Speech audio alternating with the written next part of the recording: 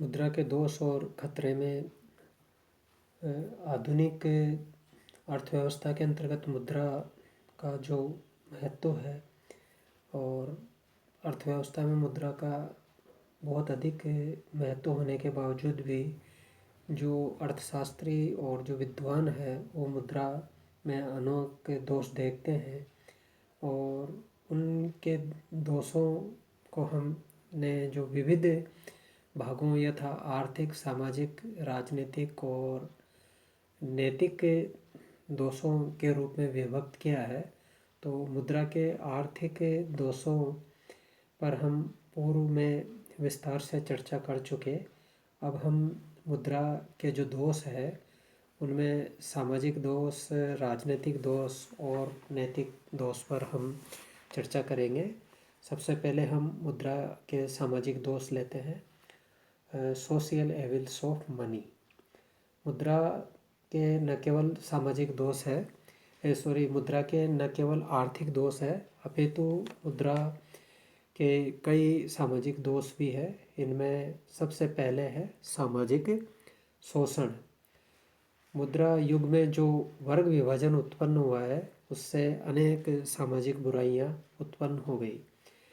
समाज है वो दो वर्गों में बट गया है, धनी वर्ग और गरीब वर्ग। और मुद्रा के कारण जो धनी वर्ग है वो उत्तरोत्तर और धनी होता गया और गरीब और अधिक गरीब हो गया। कहने का सार यह है कि मुद्रा के कारण धनिक और जो निर्धन है उनके बीच की जो खाई है वो निरंतर बढ़ गई है और यह जो भावना है वो मुद्रा के कारण ही उत्पन्न हुई है। धनी वर्ग अपने स्रोतों में बढ़ोतरी करना चाहता है और गरीब शोषण के विरुद्ध आवाज़ उठाते हैं। तो दैनंदिन धनी और गरीबों के जो मध्य है वो एक तरह से संघर्ष की घटनाएं देखने को मिलती है और दोनों वर्गों में संघर्ष चलते रहते हैं। सामाजिक प्रतिष्ठा। मुद्रा के कारण जो समाज में प्रतिष्ठा है वो जिसके पास अधिक धन है वो प्रतिष्ठित माना जाता है और इससे जो विद्वान है, जो निर्धन है और ईमानदार व्यक्ति है उनको एक तरह से प्रतिष्ठा के हिसाब से हानि उठानी पड़ती है। हालांकि विद्वान है, जो विद्वत है वो विद्वान की अगर हम देखें तो धनी व्यक्ति विद्वान के सामने उसकी विद्वता के सामने हल्का पड़ता है। फिर भी जब प्रतिष्ठा को देखते हैं कि लोग प्रतिष्ठित किसको मानते हैं तो जिनके पास धन ज़्यादा होता है उनको सामान्यतया एक तरह से सामाजिक प्रतिष्ठा के रूप में देखते हैं। उनकी प्रतिष्ठा के संबंध में जो दूसरे लोग हैं, कलाकार है, विद्वान है, लेखक है, तो समाज ऐसे वर्गों के प्रति उदासीन का भाव देखने को मिलता है। भौतिकवाद का उदय।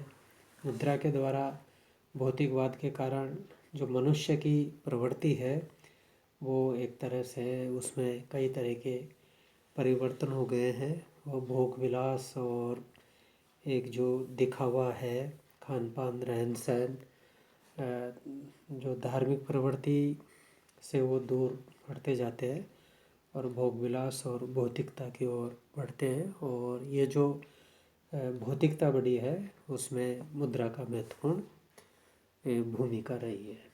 मुद्रा के सामाजिक दोष के बाद अब हम मुद्रा के राजनीतिक दोष से के बारे में चर्चा करेंगे। Political evil of money.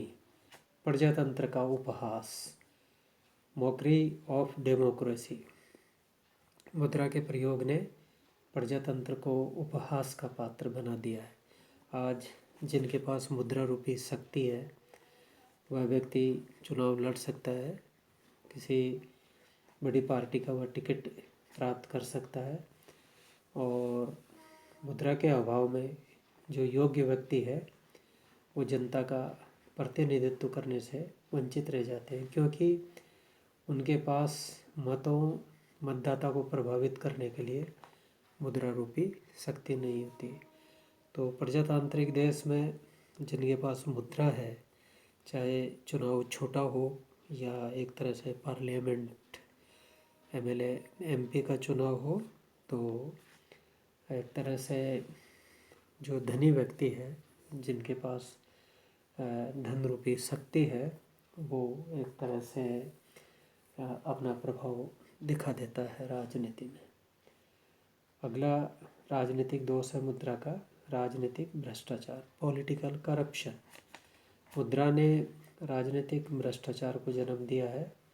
राजनेता और राजनीतिक जो संगठन है अपने निहित स्वार्थों की सिद्धि के लिए कई हथकंडे का जो प्रयोग है वो खुलेआम करते हैं। अवैधानिक तथा जनहित विरुद्ध कार्य, illegal and anti public activities. मुद्रा के कारण ही जो राजनीतिज्ञों द्वारा अनेक बार अपने सिद्धांतों और आदर्शों की बलि दे दी जाती है। राजनीतिज्ञों की इस कमजोरी के कारण व्यापारी और उद्योगपति उन्हें चुनावी चंदा देकर अनेक अवैधानिक और जनहित के विरुद्ध कार्य करवाते हैं। मुद्रा के नैतिक दोष, मॉरल एविल ऑफ मनी। सबसे जो मुद्रा का जो एक तरह से खतरनाक दोष है, और जो दोष मुद्रा के आर्थिक, सामाजिक और राजनीतिक दोष से भी ज़्यादा भयावह है, वह मुद्रा का नैतिक दोष है। मुद्रा के कारण समाज में कई उदाहरण ऐसे हैं जिनसे ये देखने को मिलता है कि मानवता में मुद्रा के कारण एक तरह से नैतिकता एक बुरी तरह प्रभावित हो गई है। मुद्रा के आर्थिक, सामाजिक और राजनीतिक दोषों की तुलना में इसके नैतिक जो दोष है वो बहुत अधिक खतरनाक है। मुद्रा प्राप्त करने के लिए मनुष्य ने नैतिकता के उच्चतम सिद्धांतों का परित्याग कर दिया है। मुद्रा के सामाजिक और नैतिक दोषों में चोरी की घटनाएं, हत्या, छल, वचन भंग का कारण माना गया है। आप देख लीजिए, न्याय के क्षेत्र तक में भी कई बार जो निर्णय है वो मुद्रा से प्रभावित होते हैं, और धन के लोभ में जो अपराधी है कई बार बच जाते हैं, और बेगुनाह जो गुनाहगार है वो सज़ा से बच जाते हैं। पूंजीपति धन के मोह में समाज का शोषण करते हैं।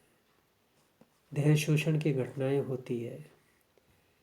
एक लालची पिता धन के लोभ में अपने योग्य पुत्र का विवाह एक तरह से उसकी इच्छा के विपरीत कर देता है। तो मुद्रा की काली करतूतें दृष्टिगोचर समाज में होती है। वास्तव में मुद्रा ही चोरी, बेईमानी, धोखाधड़ी और लालच की जड़ है। इस प्रकार हम देखते हैं कि मुद्रा का जो समाज में महत्व है, महत्व के साथ मुद्रा के आर्थिक, सामाजिक, राजनीतिक और नैतिक दोष भी है।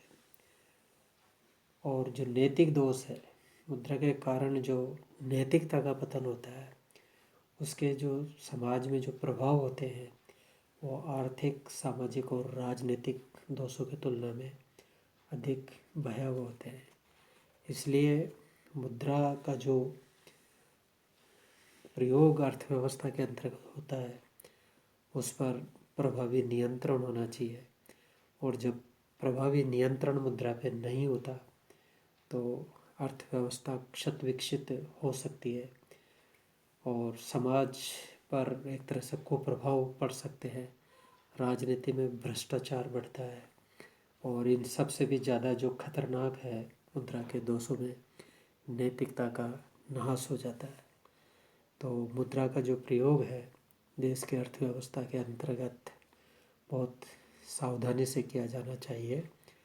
भारत में रिजर्व बैंक मुद्रा पर साख और नियमन की नीति को अपनाकर मुद्रा पर प्रभावी नियंत्रण करता है, और इसलिए हमारे देश की जो अर्थव्यवस्था है वो वैश्विक विषम हालातों के बीच भी एक तरह से विकास की गति को बनाए रखने में सफल हुई है।